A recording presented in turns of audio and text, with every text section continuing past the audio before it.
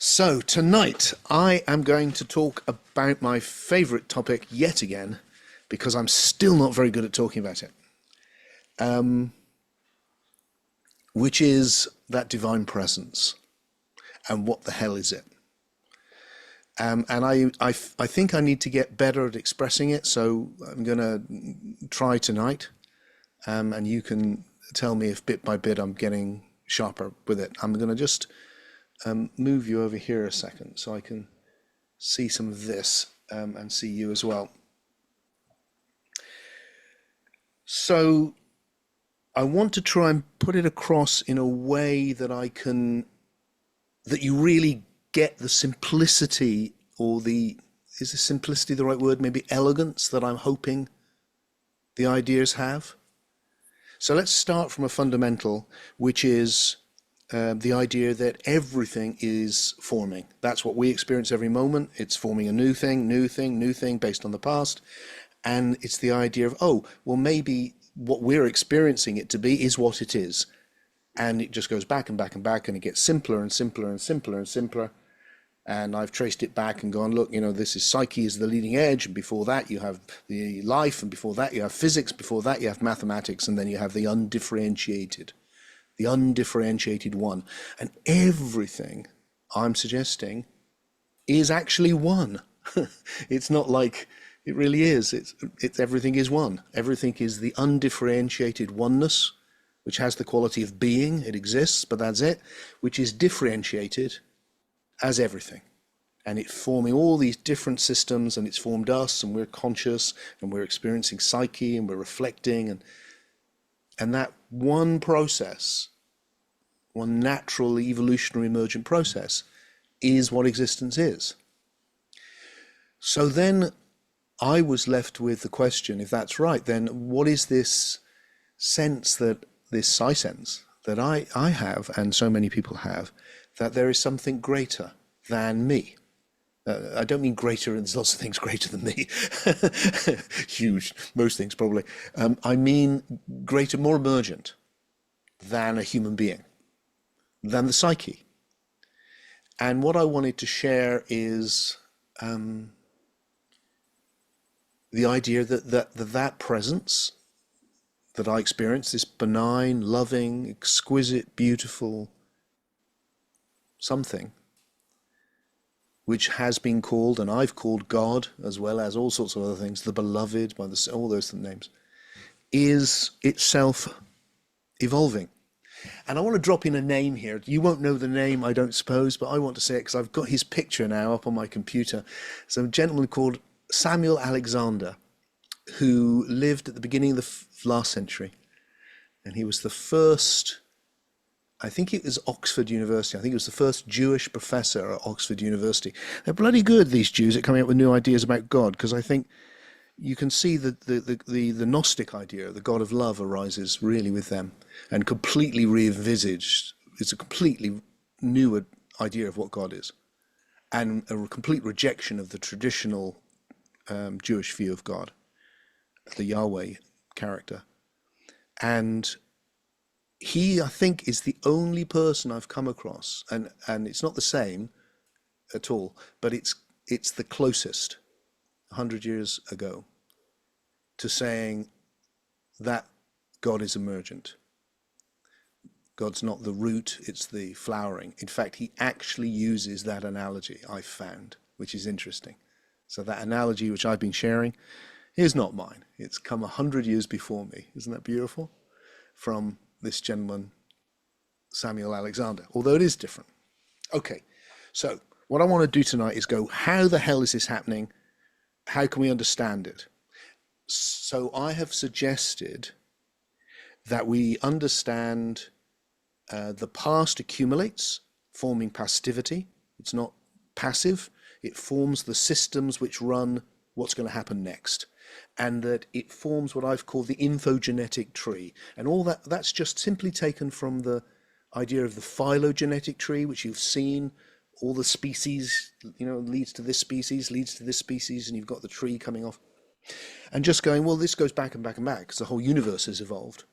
And that gives you the informational structure of what is like, what I call it the infoverse, but you can imagine it like the hard disk of the universe, to use a modern, easy analogy. So that what you're experiencing is like the screen, and what's underneath it is the infoverse running everything. And all systems, everything is connected. It's one tree, but it's separated out into different branches and different sub-branches. And you are connected to your parents. I mean, let's leave the whole reincarnation thing for a moment. Just do the biology.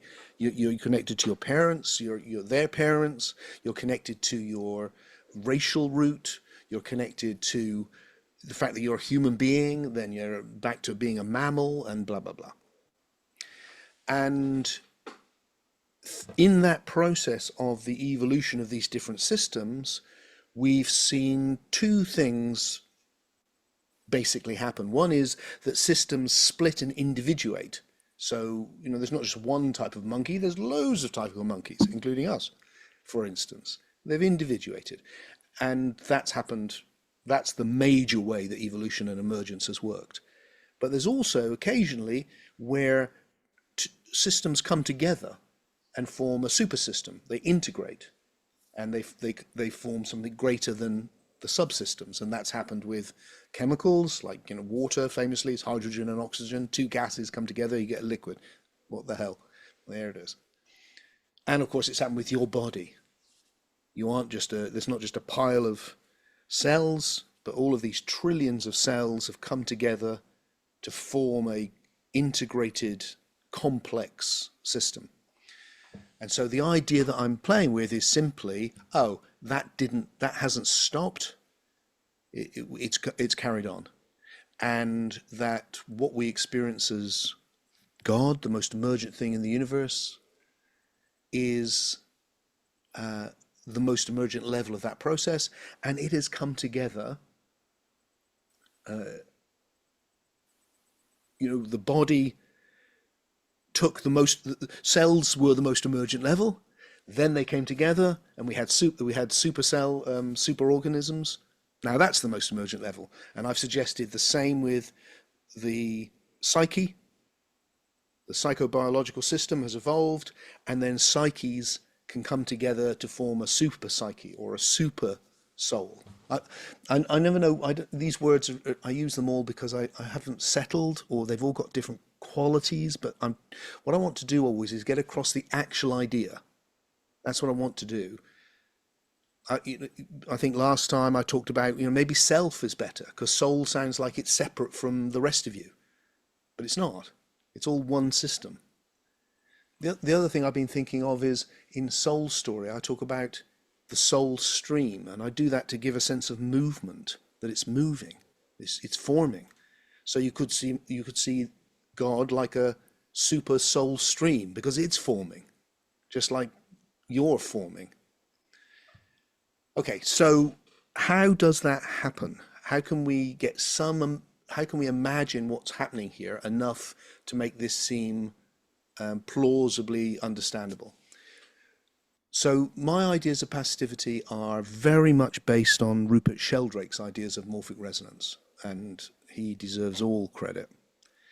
And what he's pointed out, most of you will know, is, look, it looks like that a rat, for instance, as an example he uses a lot, can learn to run a maze in one country, and then it becomes easier for other rats completely unconnected to run the same maze in other countries. And that's true of sheep and all sorts of things. And how the hell's that happening?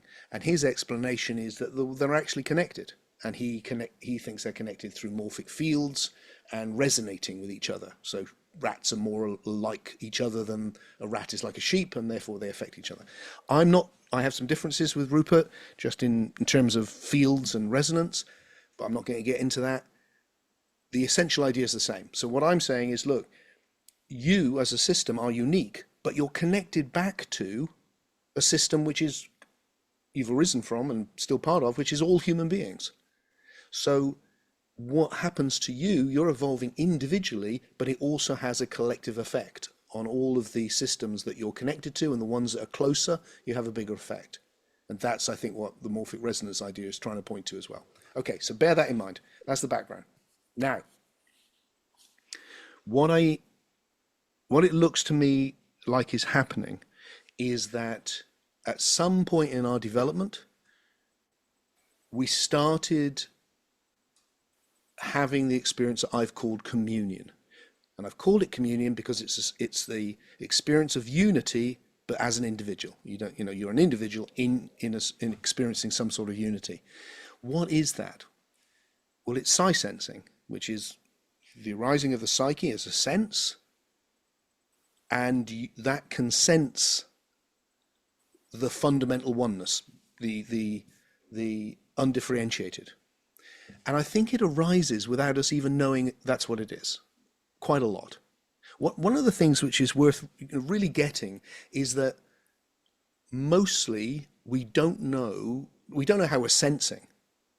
We know what we're sensing, we don't know how we are. So, if someone throws something at you, you don't know how you instinctively went like that.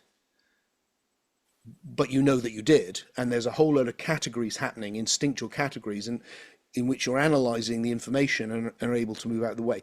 Same with ideas, with psi sensing. You psi sense things, you don't know how you're doing it. It's actually quite hard. That's what reflection is, or knowing yourself is. It's quite hard to become conscious of your instincts and ideation.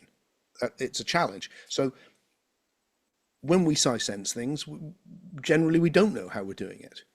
And so people come into this communion it just happens to them. They don't know what they're doing to make it happen any more than we know all those other things.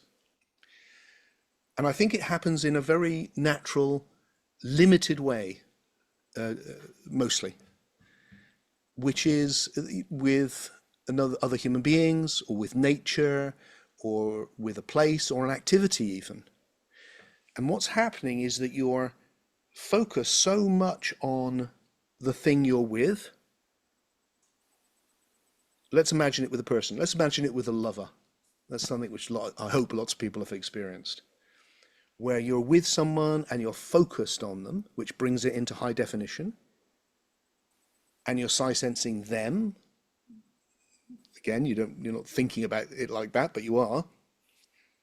And then, do you know this? It's like you're there, and then suddenly it goes to a much deeper level than the kind of I'm with my lover, or I'm with my child, or suddenly there's boo, and it's exquisite.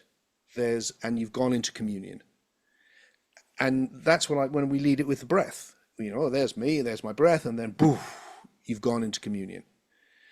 And that, I think, happens to a lot of people, all sorts of, moments, unexpectedly. And it feels amazing because it's a very emergent state, really emergent. You've psi sensed the fact that you're not just in relationship with this person or this tree or this sunset or this piece of music or the breath, but that actually you are both the undifferentiated one. You are the one in relationship to itself, and you haven't analyzed it as all of that. That's quite difficult to get to that point where you can describe it like I've described it. It's taken me 65 years. But that's what it is, I think. So I think human beings are coming into that communion in limited ways. And then some human beings are beginning to come into it universally. And that's what the mystics are describing, where they come into seeing, oh, I'm one with the whole universe, and start cultivating that I'm one with the whole universe, which is what gives spirituality its form. Okay, so what I think is happening, this is my hunch, is psyches that are in communion, that are psi sensing the oneness of being, whether they think of it like that or not, so relevant, but that's what's happening.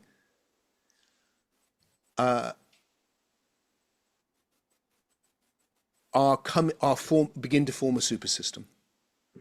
I think that's what starts the creation of this next level.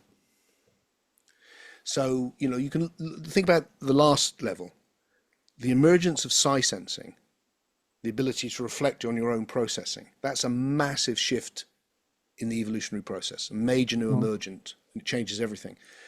This, I think, is another one. The ability to sense the oneness, the ability to come into communion is a very emergent sense. It's another major evolutionary jump, and it starts the formation of a super system. Just like, the first single cells were very simple, and the multicellular system is very simple, and then in the same way, I think it starts as a very simple system, and then it's building, and it's building, and it's building. And, for cells to come into communion, they need spatial proximity. But for psyches to come into communion, you don't need that. It's transphysical. It's not spatial in that way. Psyches could be anywhere. So you've got that whole tree, if you like, and there's somebody over here who's coming into a state of communion. There's somebody over here coming into the state of communion. And yet that connection is meaning that they are beginning to form something greater than themselves. Now, they don't know that any more than cells know it. They know their own level. But that's what's beginning to happen.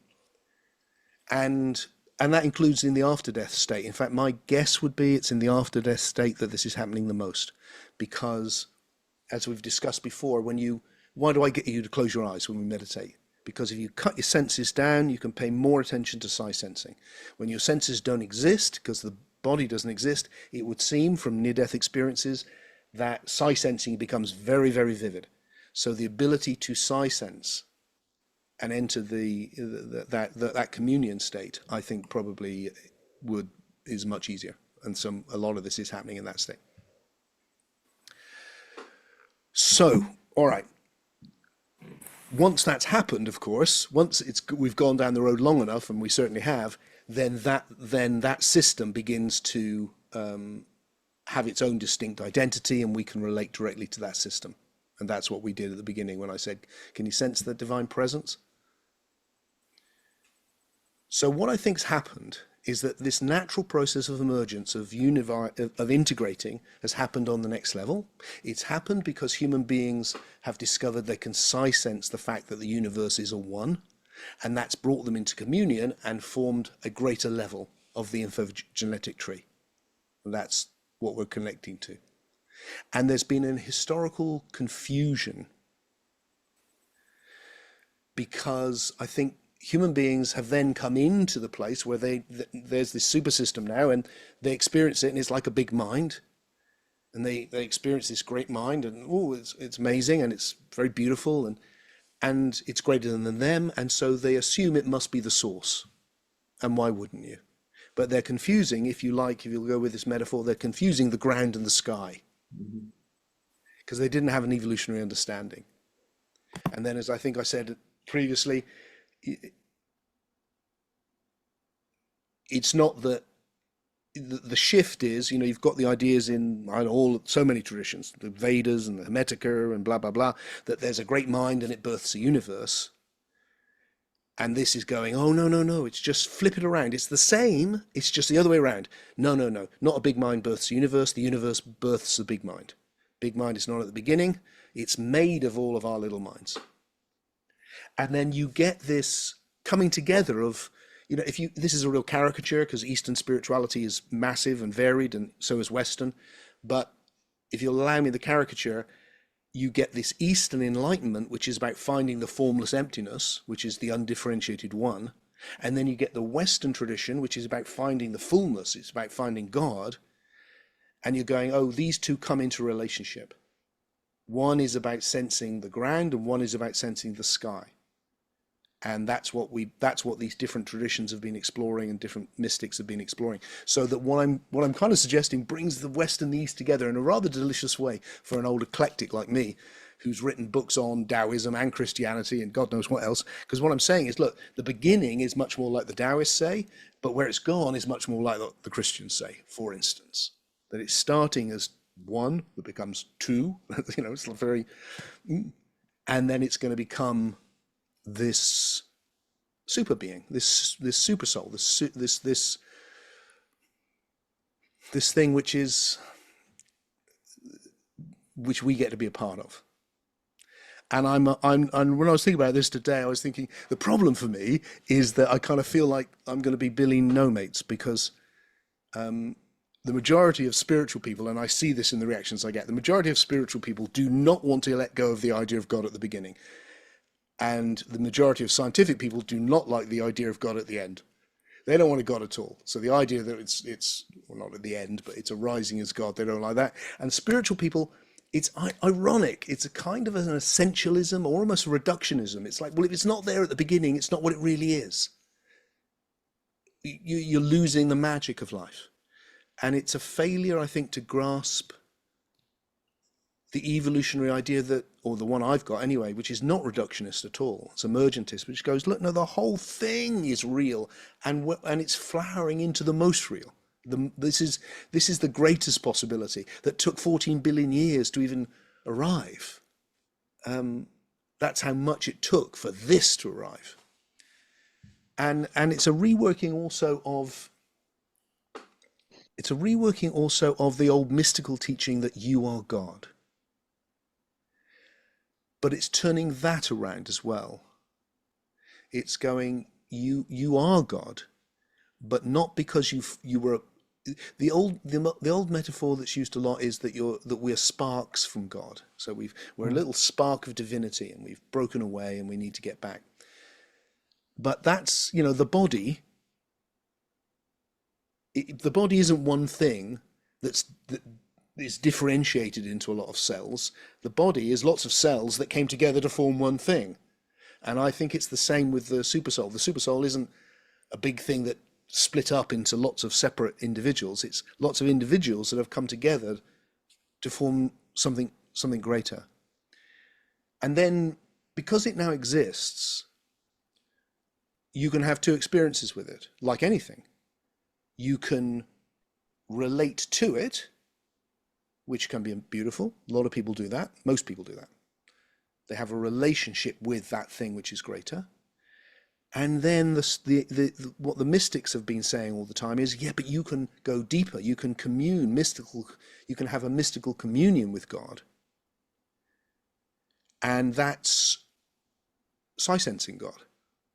That's actually psi-sensing the oneness with God, coming into communion with God. And that's the really deep state that I feel is the mystical heart of this unividual thing we're exploring. Okay, couple of things to end with, and then I'll come to you guys. Why do I think this is better than the alternatives? Okay, so I've spoken at great length before. I'm not going to go through it all again about the creator God idea, the designer. It's a fanciful myth. The idea of someone who creates the universe in 7 days doesn't make sense to us anymore. Doesn't explain anything. You put the super being at the beginning, you've explained the universe with something even more extravagant. So it's not explanatory. You've got the problem of absurdity, as I like to call it. The 5 great extinctions, the dinosaurs, all that stuff. It's like, why would a super mind that's designing the universe do that? And then the classic problem of evil. Why would something benign and loving and beautiful create some of the most ghastly things that can happen, in the suffering and why create those particularly horrendous diseases? Couldn't we have had just little ones? All of that. So let's forget that as a version. But there's another idea which is very popular, and it's an idea I get, people say it to me a lot, and it's my own idea really, it's what I was sharing, which is a version of pantheism, or panentheism is probably the more accurate word technically. And that's the idea, people say to me often, they turn my own books back to me, which is kind of funny. Sometimes they don't even know they're doing it. And they go, you can't be both at the beginning and at the end. And even in Soul Story, I was still playing with that. And when I've talked about paralogical thinking, I'm not saying take any two opposites and you can have both. I'm not saying that. I'm saying sometimes the things that look like opposites coexist from a higher perspective. That's all I'm saying. In this case, I don't think they do. I used to think they did. I don't think they do. And here's why. So the pantheism or the panentheism idea, there's lots of different versions, but this is essentially it.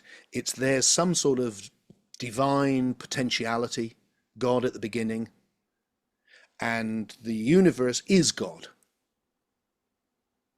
So it just gives rise to God, and then this is God on a journey. But God's at the beginning. And God is not necessarily creating it even. I had a version in which God was kind of unconscious but becoming conscious. Now here's the problem with all of that, why I ended up having to abandon it. It's like if God is at the beginning, what makes it God? What are the qualities that it has? It must have qualities that make it God, not because if it's just the undifferentiated, if it is just the one, it has no qualities. So what makes it God? Why would you use that word? What are you adding to it? So a potentiality which has no particular qualities is not God. It's just the one, the undifferentiated one. So that's really my whole, in essence, why I think that just doesn't work. So what you've done really is the same thing you've done with the Creator. You've put this super being at the beginning, and that's unexplained. It's unexplainable. So it's a statement of faith, and it's a mythic, still a mythic understanding. Whereas what I'm trying to suggest is a post-scientific understanding, which goes, no, we don't need that, because it hasn't arisen yet. Now, the two things that come up is what that panentheist view, I can go into the difference between those two if you want when we've got questions. What that panentheist view does is two things. One, it goes, look, God doesn't create the suffering. God is the suffering. I would use that line, which is kind of nice. But I'm suggesting any use of the word God in a meaningful sense makes no sense at all right up until the most emergent levels. Only then does it make any sense. So what I've suggested is that God isn't the creator of the suffering, God isn't the suffering, God is the response to the suffering. Just as we have that, we respond to the suffering. And God's that on a very high emergent level, which is why when you touch it, it's very compassionate, utterly kind, and just when you get those moments where you see like God sees, it's quite extraordinary. And then the thing that I see that the panentheist vision gives you that can feel like you're losing is the idea that God is immanent in the world, that you can see the tree and the tree is God, or you can see even the suffering and the suffering is God, and that experience, because it's all God. And I love that feeling of that. But what I've found with this flipping it around so that it's evolutionary, radically evolutionary, is you don't actually lose any of the wonderful experiences, but you do have to understand them differently. And there's a moment of transition where it's a bit tricky, and then the transition happens and it's better.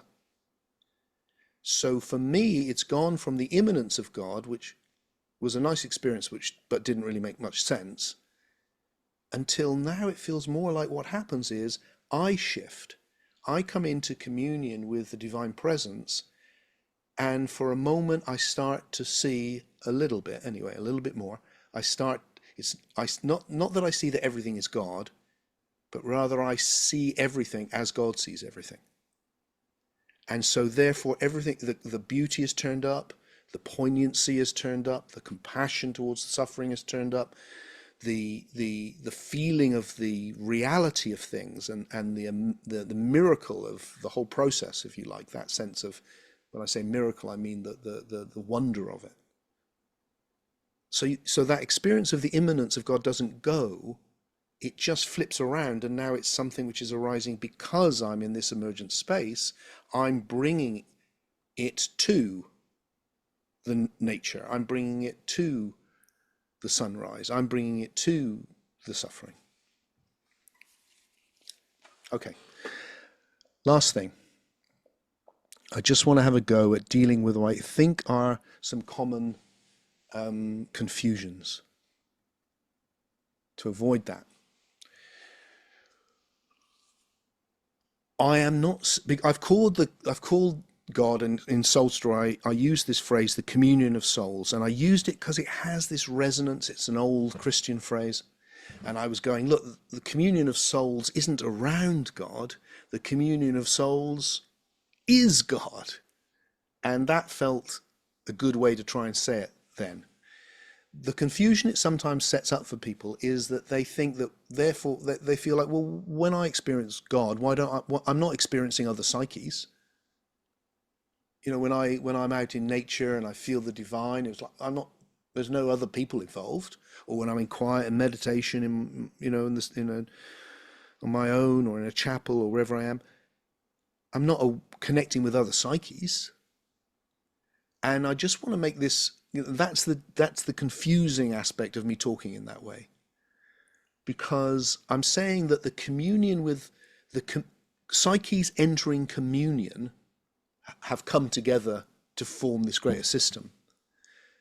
But when you connect with that greater system, or when you just come into communion, it doesn't mean that you will be in communion directly with other psyches. You might be, like at our retreats, it might be. But really what you're doing is that you're an individual communing with the oneness of being as anything, or as all things, or as nothing even, just the emptiness. So, when I meet you as a body, I don't think, wow, I'm meeting 37 trillion souls, or whatever it is, 17 trillion souls. I'm just to pay attention to you on your more emergent level. And I think that's what happens when we come into communion with the beloved. It doesn't necessarily, and probably doesn't mean that you're connecting with other psyches. So that's one thing. The other thing I see people getting confused about, they're going, well, is this all souls, of all souls formed this super soul? No, I'm not saying that. I'm saying souls that come into this communion. The great benevolent being is a communion of benevolent souls. That it's a now that I'm aware that can sound kind of elitist, perhaps, like, oh, only some souls. It's not like that. It's just simply saying any soul can be, any psyche, any self can be part of the great self. There's nothing stopping anyone, and I hope we all move towards it. I think that's what's slowly happening. But like anything, if you develop in that particular way, that will happen. If you develop in other ways, then other things will happen. Just that's all I'm saying. Simple as that. And because of that image of the sparks, in Soul Story I shared this vision, which was told to me by, I think it was in Soul Story, a woman who had a near-death experience, and she described watching the light, and sparks were rising and falling from the light. And that's very much the image. It's a beautiful visual image of this idea, that souls are coming into communion and falling from communion. And it's not that the light is breaking off into little sparks, it's actually, they are forming the light. They are like the filaments that form the light. But of course, actually, this is just an image. It's not spatial. We're not coming and going from God. It's not like God's there and we come and go. The coming and going is of attention. Our minds come and go from big mind. You pay attention to it deeply, you commune with it. You don't commune with it. It's the attention, it's our attention that is coming and going. And of course, once you have communed with it, that's now part of your passivity. That's now part of who you are. And that can really, really help you connect again. And I would say what's happened to me in these 50-something years since I first experienced it is that it's become such a part of my passivity that it feels like even when I'm at my most,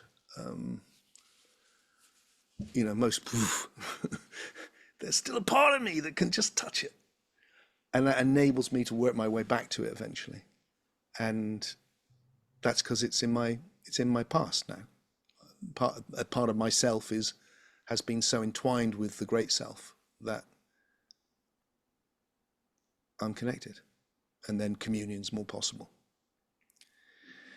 Okay, so finally, I called it at the beginning the divine presence. Maybe that's confusing as well, because I've talked about it, all these different names. They haven't settled down yet. I'm trying to get the idea across, or the ideas across. But I'd call it the presence, the divine presence, the unividual presence. I don't know, because that's what it feels like to tune into. It feels like I'm tuning into a presence. That's how it's non-physical. It's in the imaginal. The only image it appears to, as for me, is light. Wonderful, sourceless almost light, radiance. That's the only image. But it is like a presence. And I can sense that divine presence. And so and how do we tune into it? Well, it arose through human beings coming into communion with simple things. So that's a way I often lead people, which is like, come into communion with your breath. On a more emergent level, come into communion with another psyche. It's not just sensing the psyche, but actually commune with it. But of course, you can go straight there. It exists now. You can just go, let's commune with the divine presence. And you put your attention there. And if you can hold it, go deeper. And then there's a moment where you're relating to it. And then